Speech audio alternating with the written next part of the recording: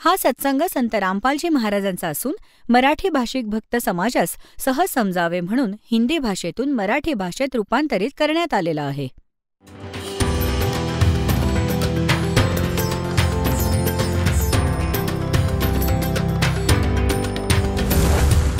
और ज्ञान सब ज्ञान डी कबीर ज्ञान सो ज्ञान और जैसे घोड़ा तोब कायम करता चले मैदान. जगद्गुरु तत्वदर्शी संत रामपालजी महाराजांचे अमृत वचन सर्व पवित्र धर्मांच्या व पवित्र शास्त्रांच्या आधारावर. यातून सिद्ध झालं की गीता ज्ञानदाता ही नाशवंत आहे आणि नाशवंताची भक्ती केल्याने स्थायी मोक्ष होऊ शकत नाही, जन्ममृत्यूचा रोग संपू शकत नाही. आता पुन्हा तुम्हाला हे दाखवतो.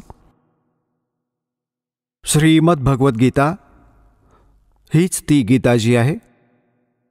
आता मी तुम्हाला दाखवतो पहिले गीतेच्या अध्याय 8चा श्लोक नंबर 13. यात म्हटलंय, गीता ज्ञानदाता म्हणतो, ओम इति एकाक्षरम ब्रह्म व्याहरण मा अनुस्मरण यः प्रयाति त्यजन देहम स याति परमाम गतिम. मां ब्रह्म, मज ब्रह्मच, केवळ हे ओम हे एक अक्षर आहे नथिंग एल्स. माझं तर केवळ एक ओम अक्षर आहे. आणि याचं उच्चारण करून स्मरण करत असता य प्रयाती त्यजन देहम, जो शरीर सोडून जातो अर्थात अंतिम समयापर्यंत त्याचं स्मरण करत देह त्यागतो, स याती परमाम गतिम, तो या ओम अक्षराच्या जपाने मिळणारी परमगती, तो या ओम जपाने मिळणाऱ्या परमगतीस प्राप्त होतो. सर्व प्राण्यांचे, हा तर इथून सुरू होतो याचा अनुवाद 12 आणि 13चा एकत्र केला आहे त्यांनी. जो पुरुष ओम ओम या एक अक्षर रूप ब्रह्मला, याने तर अनुवाद चुकीचा करण्याचा ठेकाच घेतला होता. हे एका अक्षर नाही, एक अक्षर मज ब्रह्माचं एक अक्षर स्मरण करताना मज निर्गुण ब्रह्मचं चिंतन करीत शरीर त्यागून जातो, तो पुरुष परमगतीला प्राप्त होतो. आता हा इथे काय म्हणू इच्छितोय गीता ज्ञानदाता, की माझं तर एक ओम अक्षर आहे आणि जो याचं स्मरण करताना शरीर सोडून जाईल, त्या ओमने मिळणारी परमगती ती काय आहे, ते ब्रह्मलोक आहे. आणि ब्रह्मलोकात गेलेले प्राणीही पुनरावर्ती आहेत. गीतेच्या अध्याय नंबर 8च्या श्लोक नंबर 16 हे स्पष्ट केलंय बघा. हा 16वा श्लोक आहे हा. हे अर्जुना, ब्रह्मलोकापर्यंत सर्व लोक पुनरावर्ती आहेत. पुनरावर्ती आहे हा स्टार इथे देऊन त्यांनी ही कन्सेप्ट क्लिअर केली आहे. अर्थात ज्यांना प्राप्त होऊन मागे संसारात यावं लागेल असे, म्हणून पुनरावर्ती म्हटलं आहे. म्हणजे ब्रह्मलोकात गेलेले प्राणीही पुन्हा परतून येतात. आता इथे थोडं आणखी दाखवतो. पुण्यात्म्यांनो, आपण पोटासाठी, निर्वाहासाठी 15-16 वर्ष शिकतो आणि काय मिळतं, 2 दांबड्या. आणि जर भगवान प्रसन्न झाला तर सर्व काही देईल आपल्याला. या आत्मकल्याणाच्या चॅप्टरला आपण क्लोज करून तर ठेवलाय. आणि कोणी स्टार्ट केलं तर हे अज्ञानी जागोजागी बसलेत ठग, यांना कख माहिती नाही, मूर्ख बनवून ठेवले सर्व विश्वाला. तर दासाची इच्छा आहे की आपण स्वतः समजला तर आपली जडता हटेल आणि तेव्हा आपण यापासून दूर हटून नकलींपासून. यांनी सत्यानाश केला आपल्या आजा पंजांचा आणि सर्वांना भूत बनवलं. कुणी गाढव कुत्र्याच्या योनीत गेले, काळाच्या मुखी देऊन टाकलं. तर हे तत्वज्ञान तुम्ही स्वतः समजून घ्या आणि मग बघा काय गोष्ट आहे. सद्ग्रंथ आपल्या जवळ आहेत, आपण एज्युकेटेड आहोत. यांना काही शिंग फुटली होती की ते वाचतायत आणि चुकीचं सांगतायत आपल्याला आणि आम्ही यांना विद्वान समजलो होतो. तर हे समजून घ्यायलाही थोडा वेळ हवा. आता जसं देवी भागवतात, देवी पुराणात देवीजी त्या हिमालय राजाला ज्ञान देत आहेत आणि त्याला सांगते की तू सर्व पूजा सोडून दे, माझी पूजाही करू नकोस जर तुला आत्मकल्याण हवंय. आणि जितकं तिला ज्ञान होतं की कसं आत्मकल्याण ही किती मानत होती, तर म्हणाली की त्या ब्रह्मचा केवळ एक ओम मंत्र आहे. आणि त्याचा जप कर कर, तुझं कल्याण होईल आणि तो जो ब्रह्मलोकात राहतो तिथे जाशील. बघा, हे आहे, बघा देवी भागवत. हे गीता प्रेस गोरखपूरहून प्रकाशित आहे. संक्षिप्त देवी भागवत व देवी पुराण. संपादक हनुमान प्रसाद पोद्दार, चिमनलाल गोस्वामी.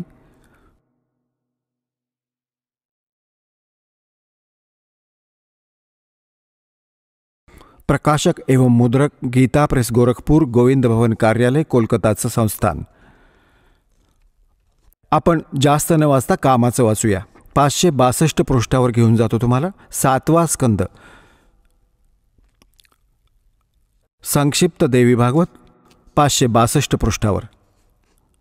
इथे देवीच्या द्वारा हिमालयास ज्ञानोपदेश, ब्रह्मस्वरूपाचं वर्णन. देवीजी सांगू लागल्या. आधी देवी स्वतःविषयी सांगते, मग म्हणते की त्या ब्रह्मचं काय स्वरूप आहे ते सांगितलं जात आहे.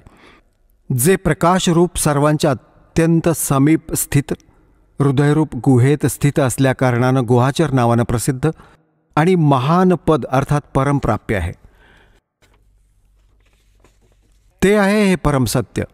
आता थोडंसं वाचूया. अमृत अविनाशी तत्व आहे सौम्य. त्या वेधण्यायोग्य लक्षाचा तू वेध घे, मन लावून त्या तन्मय होऊन जा. हे बघा, त्या एकमात्र परमात्म्यास जाण, दुसऱ्या सर्व गोष्टी सोडून द्या. म्हणजे सर्वांची पूजा, इव्हन स्वतःची पूजाही सोडून द्यायला सांगत आहे देवीजी. हाच अमृतरूप परमात्म्याकडे पोचवणारा पूल आहे. संसार समुद्रातून पार होऊन अमृत स्वरूप परमात्म्यास प्राप्त करण्याचं हेच सुलभ साधन आहे. या आत्म्याचे ओमच्या जपाबरोबर ध्यान कर.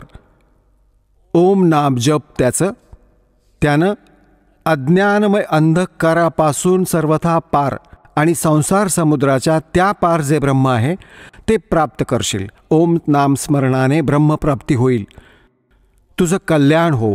आणि तो ब्रह्म कुठे राहतो? तो आहे सर्वांचा आत्मा ब्रह्म. ब्रह्मलोकरूपी दिव्य आकाशात स्थित आहे. आहा, ते ब्रह्मलोकात राहते आणि ओमच्या नामस्मरणाने तू त्या ब्रह्मला प्राप्त होशील, मिळवशील. ते कुठं राहतं? ब्रह्मलोकात. आता काय सिद्ध झालं की ओम नामाचा जप केल्यानं कोणती परमगती आहे? ब्रह्मलोक प्राप्ती आहे. श्रीमद भगवद्गीता अध्याय नंबर 8च्या श्लोक नंबर 16 स्पष्ट केले की तिथं गेलेलेही जन्म मृत्यूत राहतील, पुन्हा परतून येतील. आता आपण पुन्हा परत येत आहोत श्रीमद भगवद्गीतेकडे. बघा, आता हे स्पष्ट झालं श्रीमद भगवद्गीता अध्याय 8 की मंत्र नंबर 13 याने स्पष्ट केले की ओम इति एकाक्षरम ब्रह्म व्याहरण माम अनुसरण यह प्रयाती तजंदेहम स याती परमाम गतिम. ब्रह्म, मज ब्रह्मचं हे आहे एक एकाक्षर, ओनली वन मंत्र ओम आहे. ब्रह्म म्हणजे मज ब्रह्मचं. ओम इति एकाक्षरम, केवळ हे एक अक्षर आहे, नथिंग एल्स. आणि व्याहरण म्हणजे उच्चार करून, स्मरण करीत. य प्रयाती त्यजंदेहम स याती परमाम गतिम. इथून सुरुवात केली अनुवादाची. जो पुरुष ओम या एक अक्षर रूपी ब्रह्मचं उच्चारण करीत, मज निर्गुण ब्रह्मचं स्मरण करीत शरीराचा त्याग करून जातो, तो पुरुष परमगतीस प्राप्त होतो. कोणत्या परमगतीस? ही कन्सेप्ट क्लिअर केली श्री देवीजींनी की ओम नामाचा जप करा, ब्रह्मचा उद्देश ठेवा आणि कुठं जाऊन पोचाल? ब्रह्मला मिळवाल. कुठे राहतो? ब्रह्मलोकात. 8व्या अध्यायाच्या 16व्या श्लोकात गीताजीमध्ये स्पष्ट केलंय की ब्रह्मलोकपर्यंत सर्व पुनरावर्तीमध्ये सर्व लोक तिथे गेलेले प्राणीही जन्ममृत्यूत येतात. आता तुम्हाला दाखवतो गीताजी अध्याय नंबर 8च्या श्लोक नंबर 5, 6, 7, 8, 9, 10. 5 आणि 7 तर गीता ज्ञानदाता स्वतःविषयी सांगतोय. 8व्या अध्यायाच्या 6व्या श्लोकात इतकं म्हटलंय, जा आसा ता बासा होई, मन करम वचन सुमरियो सोई. ज्यात आशा बाळगून तू जप करत राहशील आजीवन, शेवटी त्यालाच प्राप्त होशील. आता बघा अध्याय नंबर 8चा आता श्लोक नंबर आपण 5 वाचूया. आता आपण हेही वाचले होते, आता थोडीशी परत आठवण करून देतो, विसरला असाल. 8व्या अध्यायाच्या प्रथम मंत्रात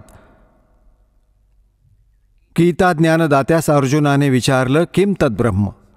आपण 7व्या अध्यायाच्या 29व्या श्लोकात ज्या तद्ब्रह्म ला तत् ब्रह्म, त्या ब्रह्मला संपूर्ण अध्यात्मा संपूर्ण कर्मांना जाणतात.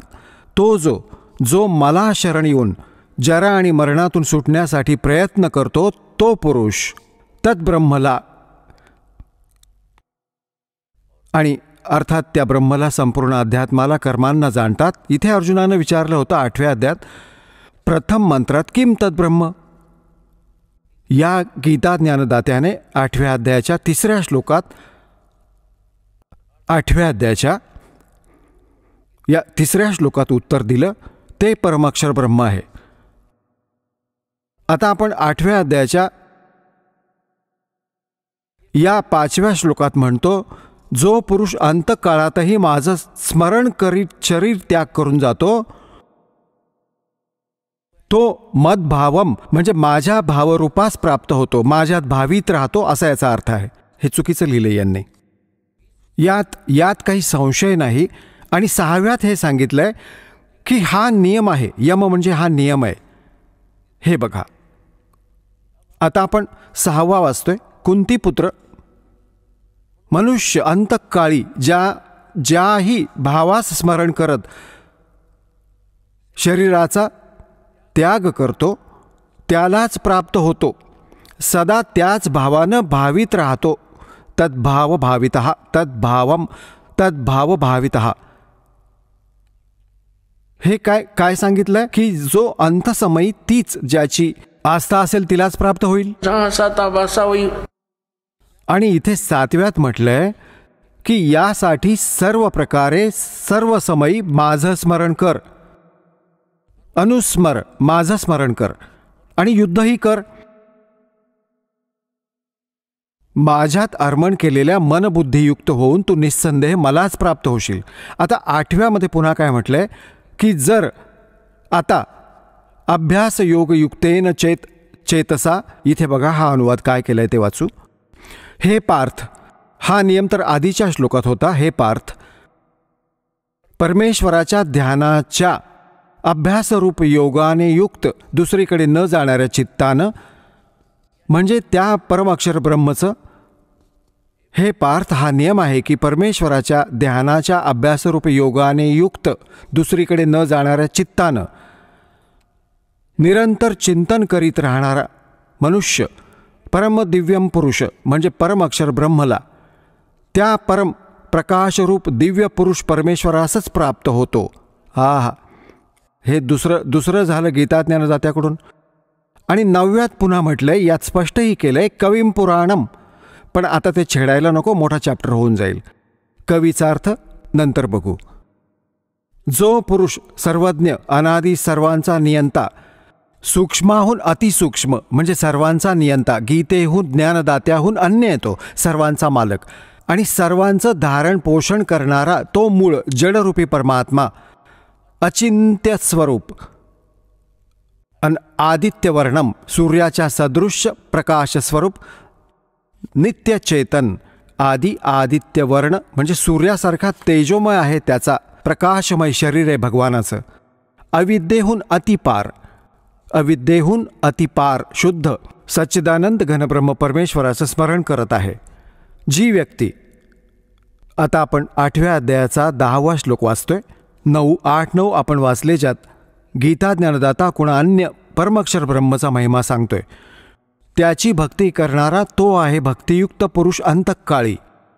योगबलाने, योगबल म्हणजे भक्तीच्या शक्तीने, भ्रुकुटीच्या मध्यात प्राणास चांगल्या प्रकारे स्थापित करून मग निश्चल मनानं स्मरण करत त्या त्या दिव्य परमपुरुषास परम अक्षर ब्रह्मलाच प्राप्त होतो. श्रीमद भगवद्गीता अध्याय नंबर 17 श्लोक नंबर 23 मध्ये गीता ज्ञानदाता म्हणतो, ते परमाक्षर ब्रह्मच्या प्राप्तीसाठी सच्चिदानंद घनब्रह्म प्राप्तीसाठी 3 मंत्रांचा जप आहे. ओम तत्सत आपलं तर याने सार्वजनिक केलंय, आणि तत् नि सत्चं याला ज्ञान नाही, कारण की याने त्या समयी आवेशात येऊन परमात्म्याच्या त्या ज्ञानाचा नाश केला. मग परमात्मा येऊन ते ज्ञान सांगतात, स्वयं आपलं अन्य रूप धारण करून. तर हे त्याचे एजंट समजू शकत नाहीत. परमात्मा या तऱ्हेने ते आपल्या वाणीत लपवून जातात. मग इथं स्वयं येतात किंवा आपला दास पाठवून आपल्या लेकरांपर्यंत ज्ञान मग सार्वजनिक करतात. आता 17व्या अध्यायाचा 23वा श्लोक पुन्हा दाखवतो आपल्याला. पहा, ही श्रीमद भगवद्गीता 17व्या अध्यायातील 23वा श्लोक दाखवतो. अध्याय नंबर 17तील हा 23 नंबरचा मंत्र आहे. ओम तत्सती ओम तत्सत इति निर्देशः ब्रह्मणः त्रिविध स्मृतः ब्राह्मणः तेन वेदाच यज्ञाच विहितः पुरा. ओम ओम तत् तत् तत् सत सत. ओम तर सरळ आहे, तत् आणि सत हे गुप्त आहेत, सांकेतिक आहेत. असा हा 3 प्रकारचा सच्चिदानंद घनब्रह्मचं नाव सांगितलंय, परमअक्षर ब्रह्मचं नाव सांगितलंय. आता हे काय स्पष्ट झालं की श्रीमद भगवद्गीतेमध्ये गीता ज्ञानदाता हा ऑप्शन देते की त्या परमअक्षर ब्रह्मच्या प्राप्तीचा विधी त्या सूक्ष्म वेदात आहे. त्या ज्ञानास तू तत्वदर्शी संतांकडे जाऊन समजून घे. ते सच्चिदानंद घनब्रह्मच्या वाणीत निहित आहे. आता पुण्यात्म्यांनो, हा 3 अक्षरी मंत्र जो आहे ही साधना आहे. आता काय, जसं आमचे जे इष्ट आहेत ते तर परमात्मा सत्पुरुष कबीर साहेब आहेत. आमचे इष्टदेव अनंत कोटी ब्रह्मांडांचे रचनाहार, कुळाचे मालक हे कबीर साहेब, कबीर देव, कबीर परमेश्वरजी आहेत, जे बनारसमध्ये काशी शहरात एका विणकराची भूमिका करत तत्वज्ञानाचा प्रचार करत आपल्या समर्थतेचं प्रमाण देऊन सशरीर आले होते, सशरीर निघून गेले होते. हे आमचे पूज्य इष्टदेव आहेत. आता जसं आपणास जलाचा महिमा माहिती आहे, आणि जल प्राप्त करण्यासाठी आपणास जी काही साधनं घ्यावी लागतील, जी साधना करू ती तर मजुरी आहे, ती साधना आहे. आता उद्देश काय? ती जलप्राप्ती आहे, ते आमचं उद्देश आहे. तर ज्या साधनेत आपण अवजारे प्रयोग करू ती आमची उपास्य नाही आहेत, ती आमची ते साध्य नव्हे, ती साधना आहे. आपली जी प्राप्ती ती जल आहे, आमचा उद्देश ही जलप्राप्ती आहे. तर जसा हा ओम आणि तत्सत या 3 मंत्रांचा जप आहे, आपणास त्या परमअक्षर ब्रह्मला प्राप्त करायचं आहे. त्या गीतेच्या अध्याय नंबर 18च्या श्लोक नंबर 62 मध्ये गीता ज्ञानदाता म्हणतो की अर्जुन, तू सर्व भावाने त्या परमेश्वराला शरण जा. त्याच्या कृपेनेच तू परम शांतीला आणि सनातन परमधामाला प्राप्त होशील. यातून सिद्ध झालं की गीता ज्ञानदात्याहून अन्य ते परमाक्षर ब्रह्म आहे. त्याला शरण जाण्याने परम शांतीला आणि सनातन परमधाम, जे कधी नष्ट न होणारं शाश्वत स्थान, सतलोक स्थान प्राप्त होईल. आणि गीता ज्ञानदात्याने आपल्याविषयी सांगून टाकले की माझे आणि तुझे अर्जुना 4थ्या अध्यायाच्या 5 आणि 9 मध्ये गीताजीच्या श्लोकात, आणि 2ऱ्या अध्यायाच्या 12 मध्ये 10व्या अध्यायाच्या 2ऱ्या श्लोकात, अर्जुना तुझे आणि माझे खूप जन्म होऊन गेलेत, तू जाणत नाहीस, मी जाणतो. आता म्हणून याने 18व्या अध्यायाच्या 62व्या श्लोकात म्हटलंय की सर्व भावाने तू त्या परमेश्वराला शरण जा. त्याच्या कृपेने तू परम शांतीला, सनातन परमधामाला प्राप्त होशील. गीताजी अध्याय नंबर 15च्या श्लोक नंबर 4 मध्ये स्पष्ट झालं की तत्वदर्शी संतांच्या प्राप्तीनंतर परमेश्वराच्या त्या परमपदाचा शोध घ्यायला हवा, जिथे गेल्यानंतर साधक पुन्हा परतून कधी संसारात येत नाही. एकट्या ओम नामाचा जप करून यानं सांगितलं काय फायदा मिळेल.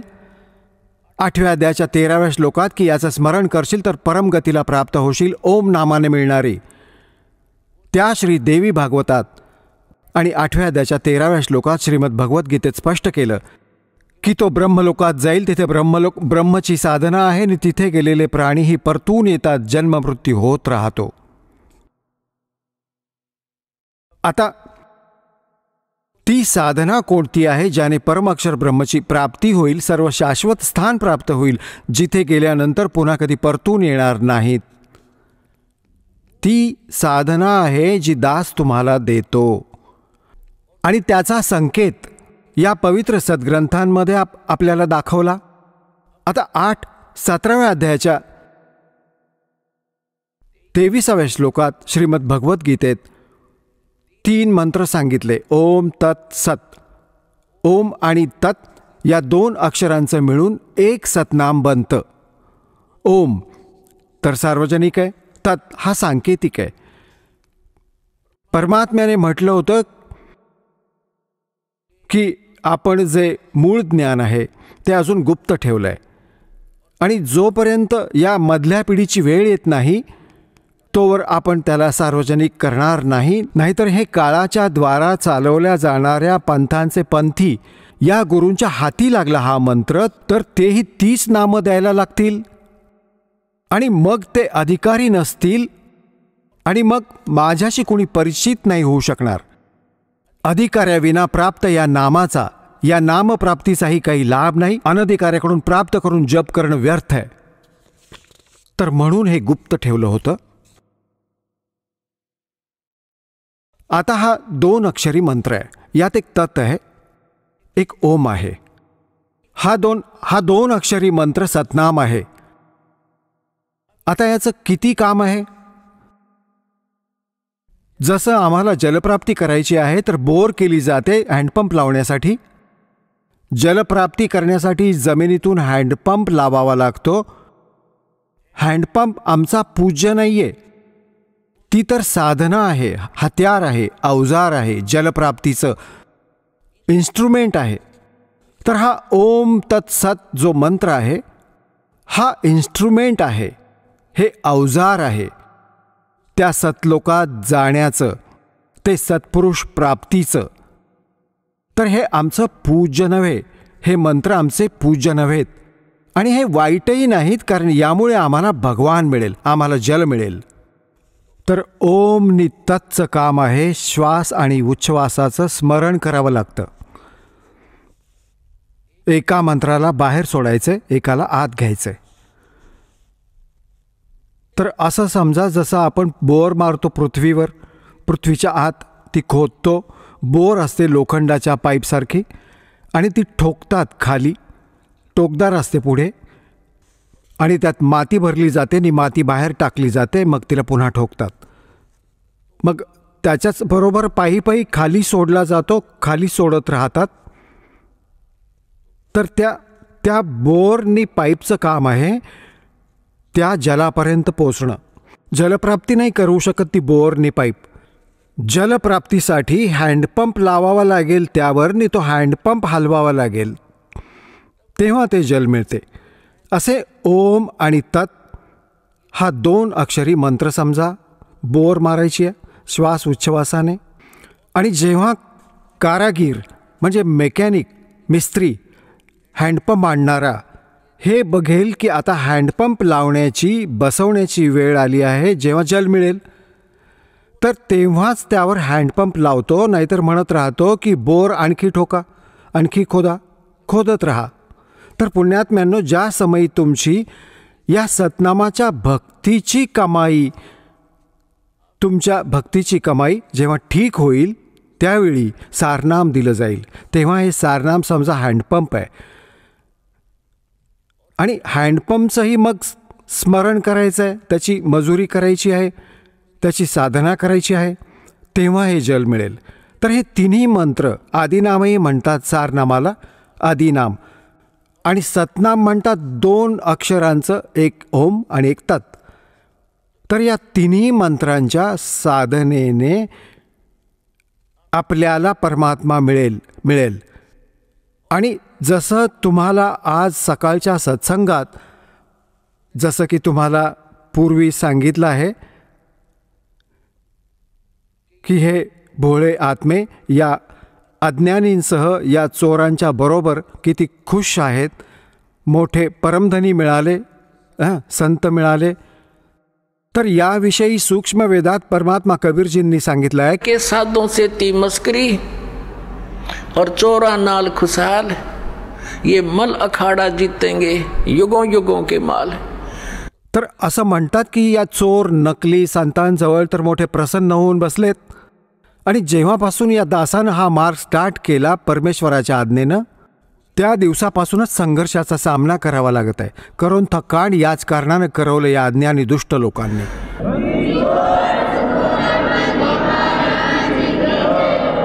तर म्हणतायत परमात्मा की ये मल अखाड़ा जीतेंगे ये युगन युगन के माल. कारण की तुम्ही मागील जन्मांतरीपासून भक्ती करत आले आहात आणि त्यांच्यात विशेष ओढ असते भगवंताची.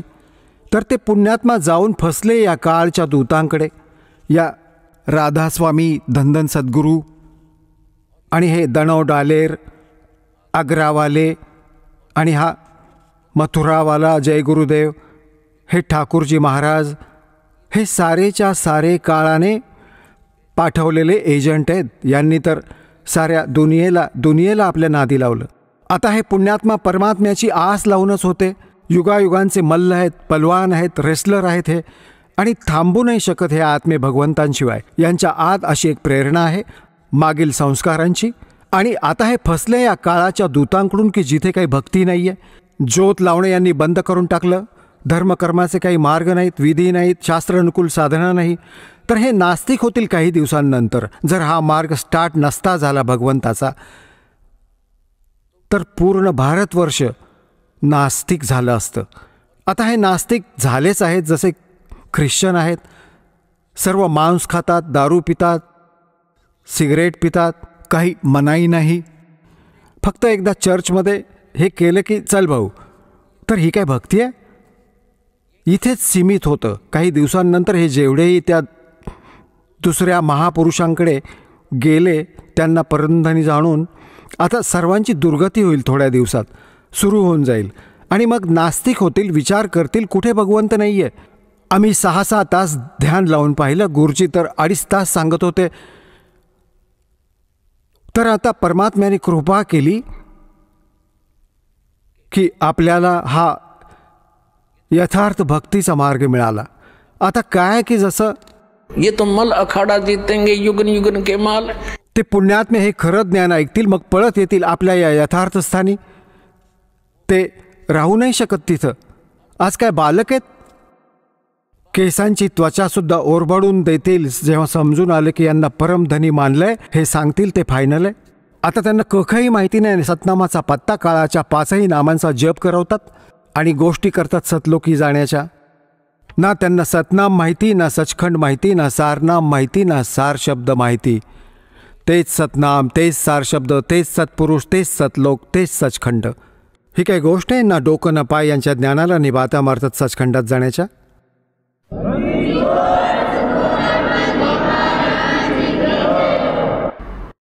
आता पुण्यात्म्यांनो, परमात्म्याच्या प्राप्तीचे हे 3 मंत्रांचं साधन आहे. या 3 मंत्रांच्या जपाचे समर्थन श्रीमद भगवद्गीता आमच्या पवित्र सद्ग्रंथांनी संकेत दिला आहे. आणि जेव्हा मी तुम्हाला प्रथम मंत्र देतो, हे कंप्लीट जे ज्ञान आहे, कंप्लीट कोर्स, ही सच्चिदानंद घनब्रह्मची वाणी कबीर वाणीत आहे, परमात्म्याच्या वाणीत आहे.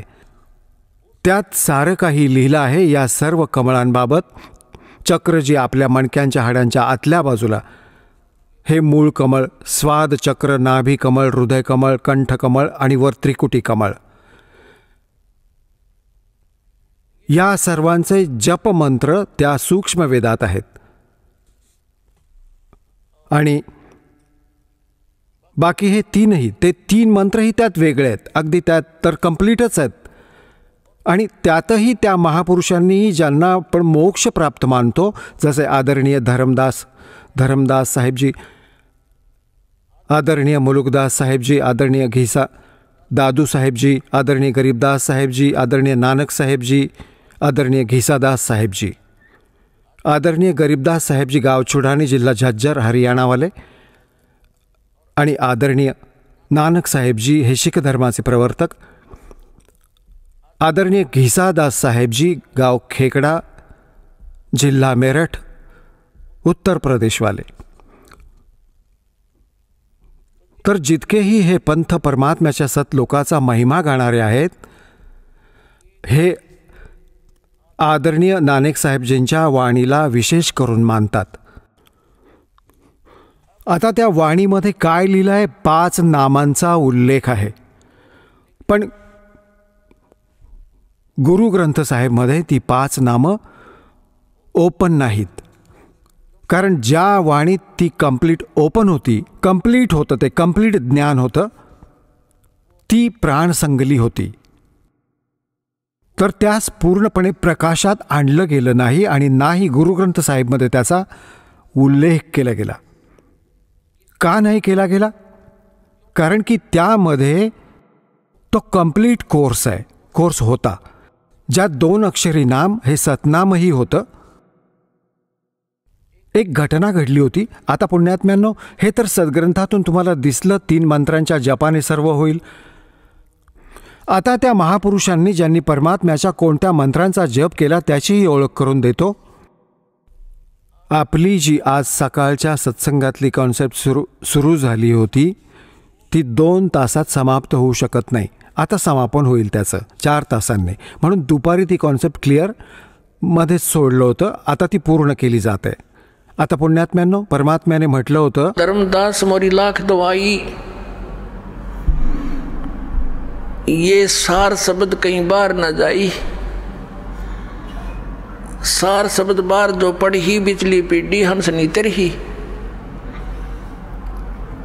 मग काय सांगितलं होतं की या सतनामालाही सार्वजनिक नका करू. आणि परमात्म्याने काय सांगितलं की सोहम शब्द हम जग में लाए और फिर सार शब्द तो हमने कति गुप्त छुपाए.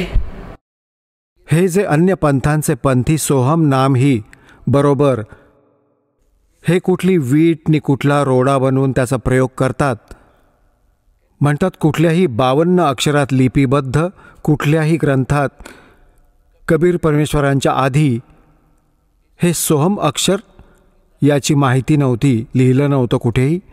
परमात्मा म्हणतात, सोहम शब्द हम जग में लाए फिर भी सार शब्द हमने गुप्त छुपाए. गरीबदास साहेबजींना परमात्मा मिळाले, जसे की तुम्हाला दुपार सकाळच्या सत्संगात ऐकवलं होतं. गरीबदास साहेबांना परमात्मा मिळाले, सचखंडात घेऊन गेले, पुन्हा सोडलं. प्रत्यक्ष डोळ्यांनी बघितलेलं ते पूर्ण विवरण सांगितलं. काय सांगितलं की नामा छिपा ओम तारी, पीछे सोहम भेद बिचारी, सार शब्द पाया जदलोई, आवागमन बहुर न होई. नामदेव नावाचे एक महापुरुष शिंपी जातीत होते. म्हणतात, नामा छिपा ओम तारी. आदरणीय नामदेव साहेबजी हे शिंपी जातीत होते आणि ते आधी ओमचा घोष करत होते, त्याचं पठण करत होते एकसारखं. और पीछे सोहम भेद बिचारी. जेव्हा परमात्मा येऊन भेटले त्या प्रिय आत्म्याला, तो गुण आहे मालकांचा, आपल्या भल्या आत्म्यांना शोधत फिरत असतात. कबीर साहेब म्हणतात, गोता मारूं स्वर्ग में अर्जा बैठूं पाताल, कह कबीर ढूंढता फिरूं अपने हीरे मोतीलाल. मग नामदेवजींना जेव्हा समजावलं आणि हे ज्ञान दिलं, हा मंत्र दिला दुसरा, तर म्हणतात, नामा छिपा ओम तारी, पीछे सोहम भेद बिचारी, और सार शब्द, पुन्हा सार शब्द मिळेल, सार शब्द पाया जदलोई, आवागमन बहुर ना होई. हा आहे जन्म आणि मरणाच्या या दीर्घ रोगाचा नाश करण्याचा 3 मंत्रांचा हा साधना जप, हा मंत्र आहे.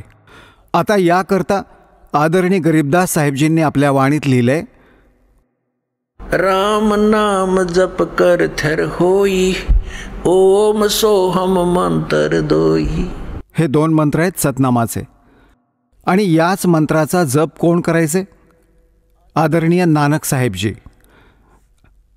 आता पुण्यात्म्यांनो, ज्या महापुरुषांचे हे गुण गातात की ते पार झाले आणि ते असं म्हणायचे की गुरुग्रंथ साहेबमध्ये 5 शब्दांचा जय जयकार आहे का? ही काय गोष्ट आहे? ते शब्द वेगळे आहेत, ते मंत्र निराळे आहेत. त्यातून प्रकट होणारी धून, या शरीरात तर असंख्य धून असतात. कबीर साहेबांनी म्हटले की अंड और पिंड के पार सो देश हमारा है. गरीबदास साहेबजींनी म्हटलंय की त्या शब्दांची जी वास्तविक धून आहे, जी त्या सतलोकात जी धून वाजत आहे, ती तर याच्या पार आहे. है कोई हैरे परले पार का जो भेद कहे उस जनकार का, उस जनकार. ही नकली आहे. याच्या आत जे ऐकतो ते सारं काळाने आपल्या दूर मायेच्या द्वारा, दुर्गाद्वारे हे नकली लोक ही नकली धून या शरीराच्या आत प्रकट करून ठेवली आहे. त्याची नक्कल केली आहे सतलोकाची. यांना हे जे काही पिंडात ऐकतात, अंड, हे पिंड आणि अंड एकच आहे. यांनी 3 बनवून ठेवलेत. अंड, पिंड आणि ब्रह्मांड हे 3 आहेत. हा तर गजबच झाला अज्ञानांनो. आता तुम्हाला दाखवतो आदरणीय नानक साहेबजींनी काय जप केला. एकदा मर्दाना आणि बाला हे 2 सेवक होते, त्यांच्याबरोबर राहत होते. त्यांनी प्रार्थना केली की हे गुरुदेव, आम्हाला एकदा श्रीलंकेची सहल करू द्या. नानक साहेबजींनी म्हटलं की डोळे बंद करा. डोळे बंद करून उघडले तर समुद्राच्या किनारी उभे होते. नानक साहेबजींनी म्हटलं की माझ्या मागे मागे या, पाण्यावरून चालू जसं पृथ्वीवर चालतो, आणि तुम्ही वाहेगुरु वाहेगुरु म्हणत राहा.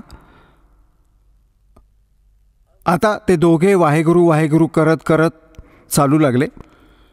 नानक साहेबजी त्या 2 अक्षरांच्या मंत्राचं उच्चारण, जप करत, स्मरण करत चालले होते. मर्दानाने विचार केला की गुरुजी तर या 2 अक्षरांचा मंत्र जपत आहेत, मीही हाच मंत्र का करू नये. तर त्यानं 2 अक्षरी मंत्रांचा जप सुरू केला. नि लागला बुडायला. तेव्हा नानक साहेबजींनी म्हटलं, मर्दाना, गुरुच्या आज्ञेची अवहेलना केल्यानं हा दंड मिळतो. तू तोच मंत्र म्हण जो मी सांगितलाय. मग तो वाहेगुरु म्हणू लागला. मग तसाच पाण्यावर जमिनीगत चालू लागला.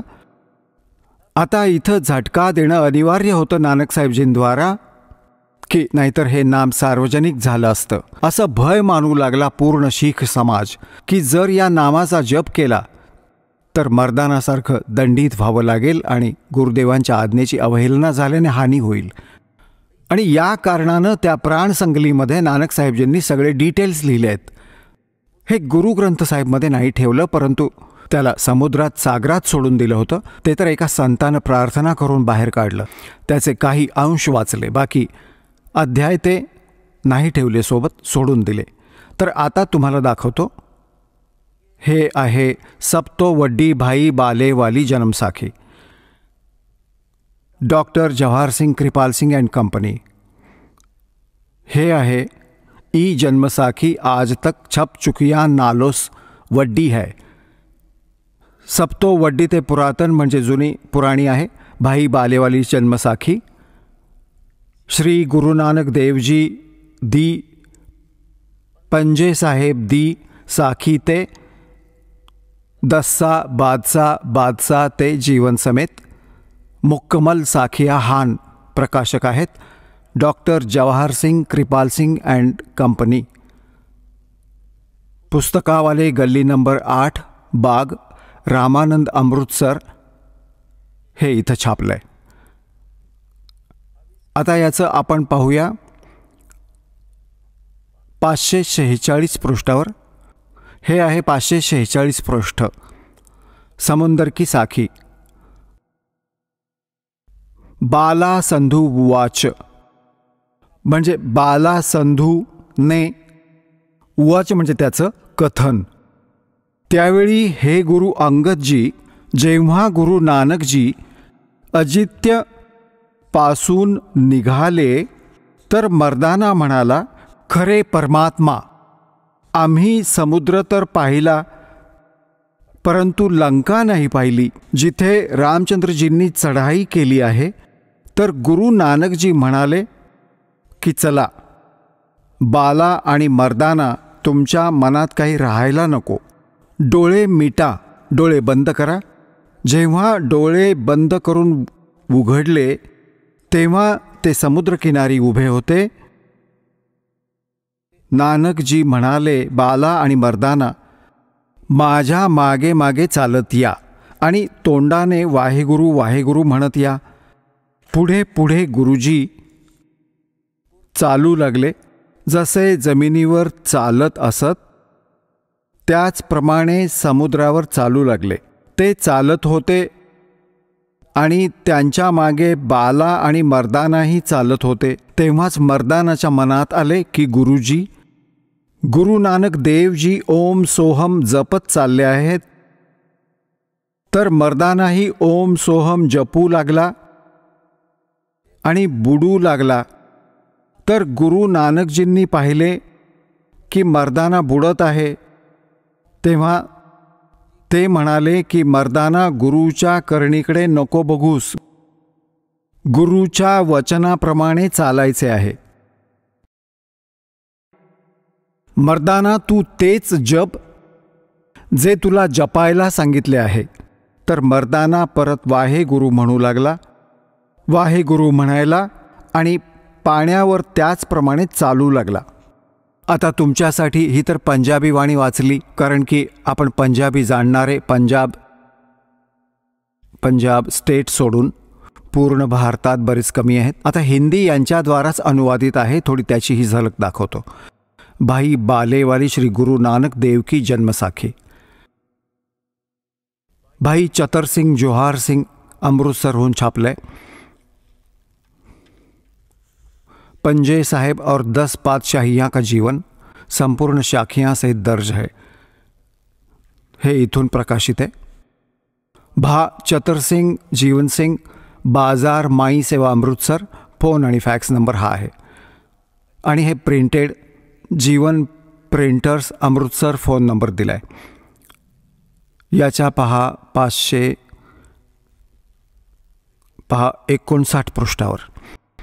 हे आहे 559 म्हणजे 559 पृष्ठ. समंदर की साखी.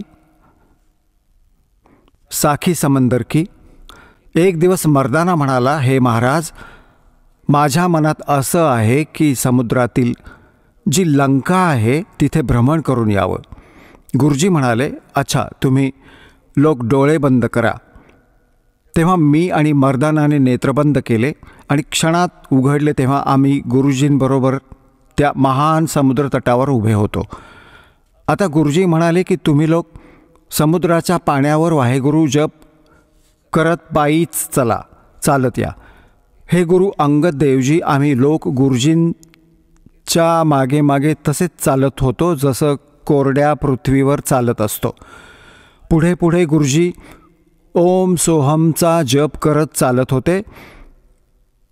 तेव्हा मर्दानाने विचार केला की आम्हीही ओम सोहमचा जप का करू नये.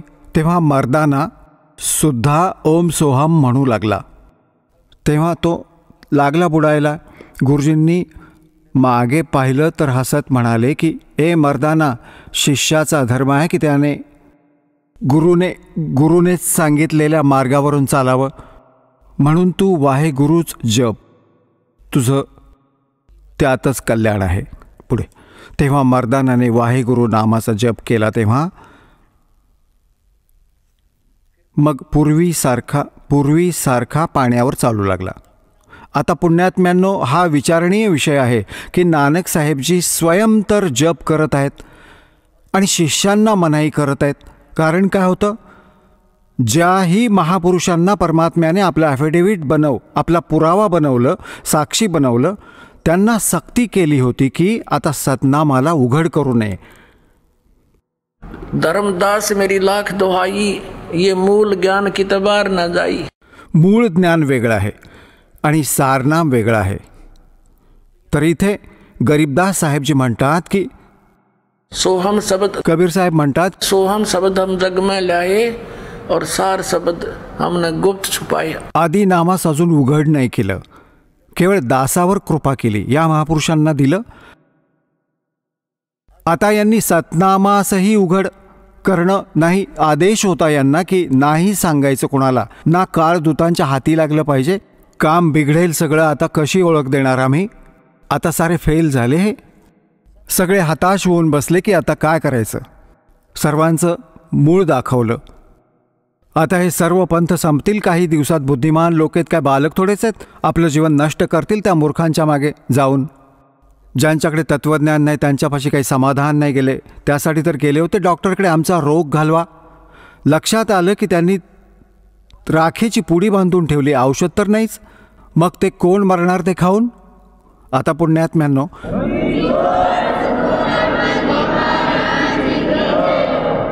एक थोडंसं प्रमाण आणखी दाखवतो की नानक साहेबजींना परमात्म्याचा आदेश होता की आता हे मुळीच सांगू नका.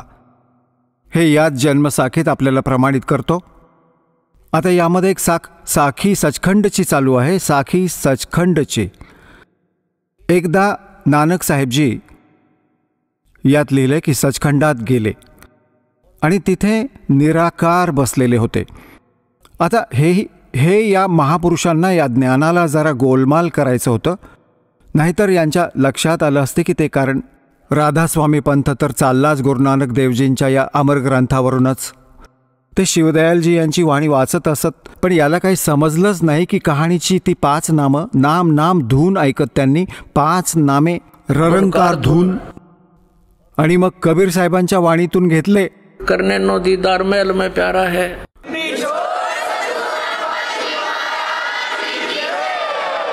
चला आता आपण त्या श्रद्धाळूंचे अनुभव जाणून घेऊया ज्यांनी जगद्गुरू तत्वदर्शी संत रामपालजी महाराज यांच्याकडून दीक्षा प्राप्त केलेली आहे, तसेच त्यांच्याद्वारे सांगितलेल्या भक्ती मार्गावर चालत आहेत. नमस्कार सत साहेब.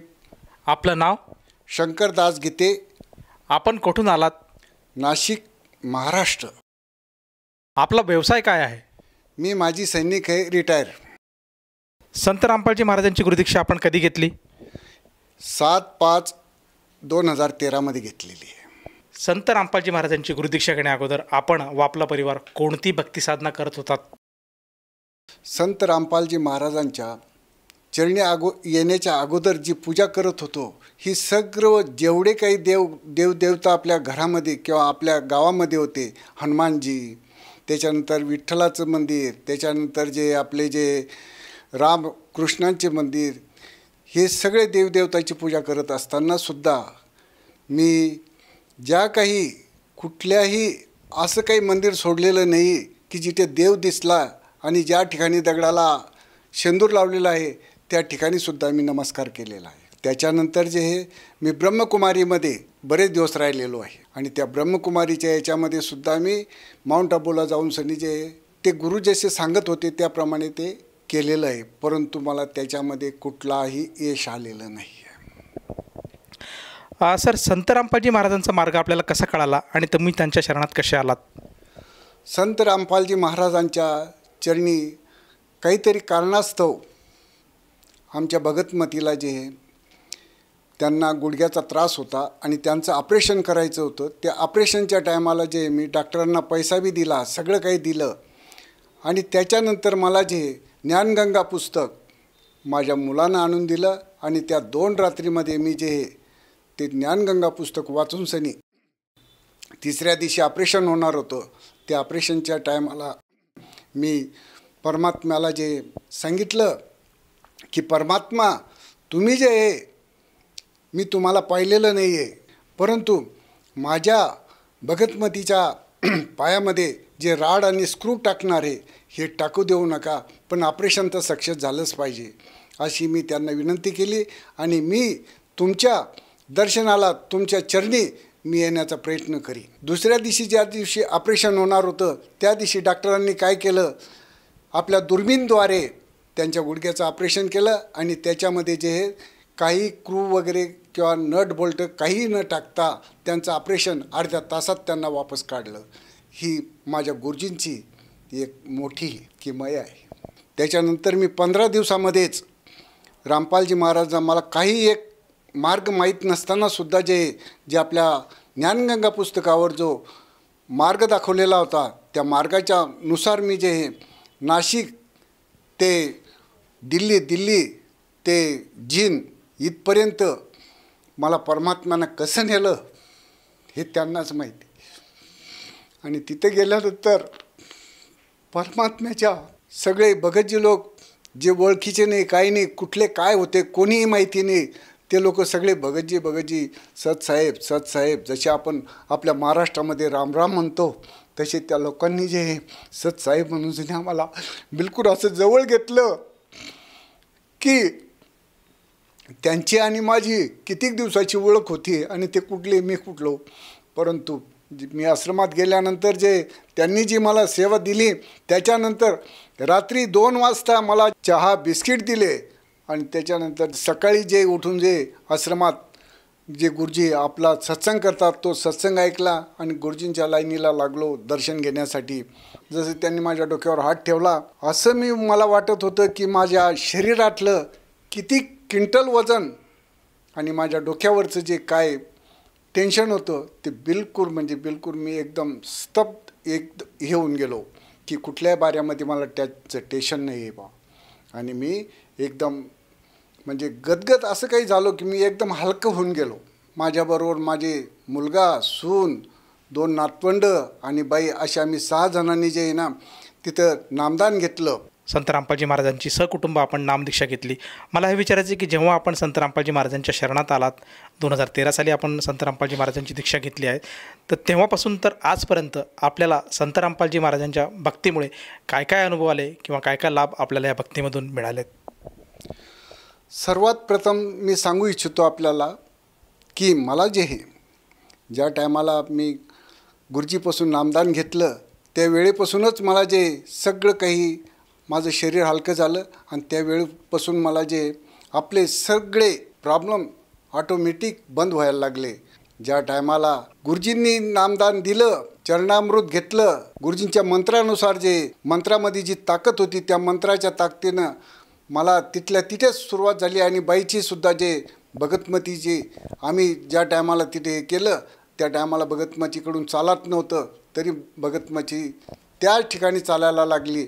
परमात्मा कोण आहे ते आज आम्हाला इथं सत्य परिस्थितीमध्ये समोर आमच्या दिसले. आम्ही 3 दिवस तिथे थांबलो. 3 दिवस थांबल्यानंतर आम्ही ज्या टायमाला आम्ही आश्रमातून गाडीत बसलो आणि रेल्वे स्टेशनवर येत असताना जीनच्या रेल्वे स्टेशनवर खाली उतरलो आणि भगतमती बाथरूमसाठी जायला खाली बसणार तेवढ्यात पायाचा असा कडकन आवाज आला की पाय पुन्हा एकदम मुडला असा आवाज आला. आणि म्हटलं बस झालं आता आमचं सगळं खतम झालं आहे. परंतु नाही, त्या टायमाला ज्या टायमाला आम्ही तिचा हात धरून वर उभं केलं तर तो पाय बिलकुल सरळ झालेला होता, कुठल्याही प्रकारचा काहीच त्रास नाही. त्याच्यानंतर आम्हाला आम्ही रेल्वे स्टेशनवर आल्यानंतर लोक आम्हाला सांगायला लागले की म्हणे बाबा हो गाडी इथं येत नाही, गाडी तिकडच्या प्लॅटफॉर्मवर येते. तर मधल्या प्लॅटफॉर्मवर मालगाडी उभी होती आणि आम्हाला वरून जाणं होतं. आता आम्ही म्हटलं पाय तर पहिलाच आता आणखी हा झाला आहे, एवढा वाजला आहे, आता कसं जायचं आम्ही तिकडे. त्या हिशोबानं आम्ही हे परमात्म्याला म्हटलं परमात्मा तूच आम्हाला सांभाळणार आहे. तर योग असा आला आमचा की आम्ही ज्या ठिकाणी उभं आहे त्याच ठिकाणी आमचा रिझर्वेशनचा डबा बी आला आणि त्याच प्लॅटफॉर्मवर आम्ही ज्या ठिकाणी उभं होतो त्याच ठिकाणी या परमात्म्यानं आम्हाला समोरासमोर गेटचा दरवाजा दाखवला आणि आम्ही त्या दरवाजामधून मध्ये गेलो. या व्यतिरिक्त आपल्याला आणखीन काय अनुभव आलेत का? या व्यतिरिक्त अनुभव म्हणजे असा आला आहे की जो मोक्षाचा मार्ग होता तो तर मला मिळाला. त्याच्यानंतर मी काय मिटरीत असताना दारू पित होतो, अंडे खात होतो, मांस मच्छी खात होतो, हे सगळं माझं सुटलं. कुठलंही मला व्यसन राहिलेलं नाही. मी सिगरेट बिडीसुद्धा पितो, एवढंच काय, पण मिझोराममध्ये असतानासुद्धा मी चाराण्याच्या 5-5, 10-10 बिड्या त्या लोक असे तंबाखू टाकून सनी कागदमध्ये पिळून सनी ते विकत होते, तर त्यासुद्धा मी प्यायला कमी केलेल्या नाही. पण आता रामपालजी महाराजांच्या चरणी आल्यानंतर हे मंत्र दिले त्या मंत्राच्या जोरावरच्या याच्यामुळे मला आता त्यांचा वाससुद्धा सहन होत नाही. एवढंच काय, पण मी कुठलीही नशा करत नाही. त्याच्यानंतर परमात्म्यानं अशी दया केली की माझे भाऊ मला म्हणत होते की हा हा काय शेती घेणार आहे आणि काय करणार आहे, याचा जो हे 1.5 एकर शेती आहे तर याला विहीरसुद्धा देऊ नका, हा विहीर बी विकून टाकीन असे मला माझे भाऊ म्हणत असतानासुद्धा जे 2 वर्षापूर्वी मी जे आज 3 एकर जमीन ह्या परमात्म्याच्या दयाने माझ्याजवळ झाली आहे. अजून एक लाभ मी सांगू इच्छितो की परमात्म्याच्या दयाने जे हे माझं शारीरिक कुठलंही मला दुखणं नाही आहे आणि आज माझं 72 वय चालू आहे आणि या 72 वर्षाच्या कालावधीमध्ये आणि ज्या दिवसापासून मी या परमात्म्याच्या सेवेत आलेलो आहे त्या दिवसापासून मी कुठल्याही दवाखान्यामध्ये काहीही औषध पाणी न घेता मी या तुमच्यासमोर जे उभा आहे. जसं तुम्ही सांगत आहात की संत रामपालजी महाराजांच्या सद्भक्तीत आल्यानंतर आपल्याला व आपल्या परिवाराला बरेचसे लाभ प्राप्त झालेत. प्रामुख्याने आपल्याला ह्या वयामध्ये सुद्धा सुदृढ असं आरोग्य लाभलेलं आहे आणि कुठल्याही गोळ्या औषधं न घेता आजपर्यंत आपण संत रामपालजी महाराजांची भक्ती करत आहात.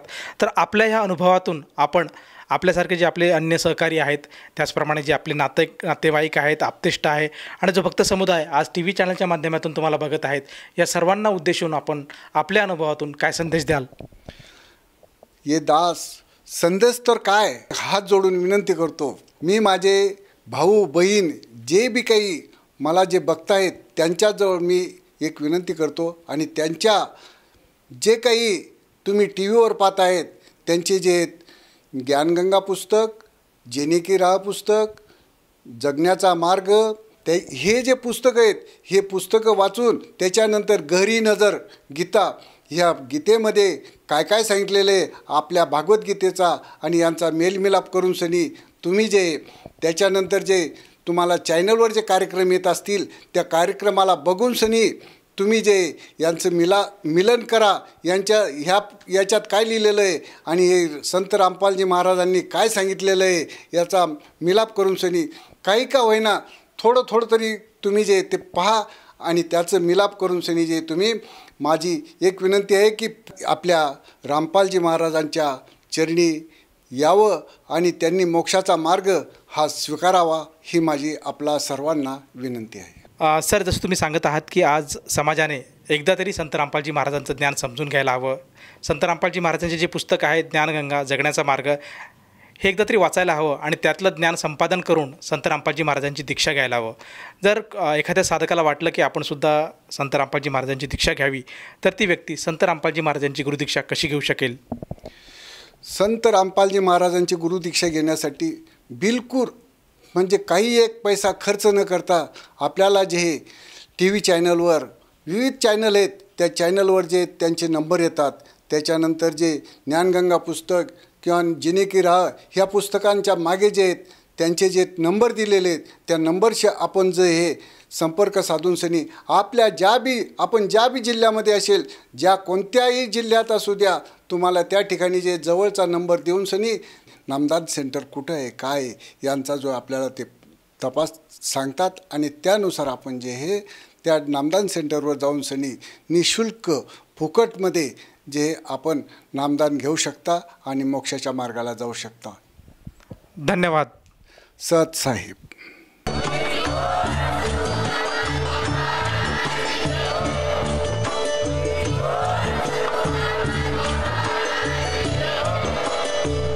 आपण ऐकत होता जगद्गुरु तत्वदर्शी संत रामपालजी महाराज यांचे मंगल प्रवचन, ज्यांच्या शुभ आशीर्वादाने संपूर्ण विश्वामध्ये 500 पेक्षा जास्त नामदीक्षा केंद्र आहेत, जिथे निशुल्क नामदीक्षा दिली जाते.